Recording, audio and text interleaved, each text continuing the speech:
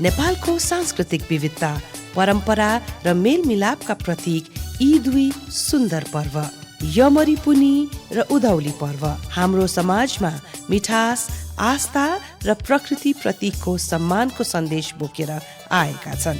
यमरी पुनी नेवार समुदायको मिठासले भरिएको पर्व हो, जहाँ यमरी चामलको पिठो र चाकुको मिश्रणले बनेको परम्परागत मिठाई साझा र सद्भावको प्रतीकका रूपमा आदान प्रदान गरिन्छ।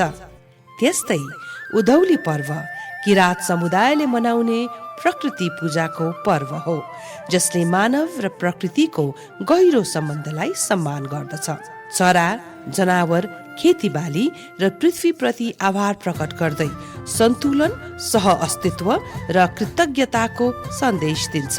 यी दुवै पर्वले हामीलाई एकता, माया र आभार भावको गहिरो पाठ सिकाउँछन्। विश्वभरि जहाँ जहाँ नेपालीहरू हुनुहुन्छ, सबैमा यमरी पुनी र उधौली पर्वको हार्दिक मङ्गलमय शुभकामना। हाम्रा शिक्षालयहरू सधैँ नानी बाबुहरूको शैक्षिक, बौद्धिक, नैतिक तथा सांस्कृतिक विकासका लागि समर्पित छन्। यी जस्ता महत्त्वपूर्ण पर्वहरूको बारेमा विस्तृत जानकारी दिँदै बालबालिकामा आफ्नै संस्कृति प्रतिको गर्व, माया र सम्मानको भावना जगाउने प्रयास गर्दै Stars Montessori Academy, from where your child's career begins.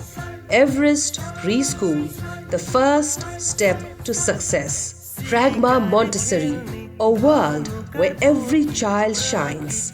After school program where learning continues, fun never ends.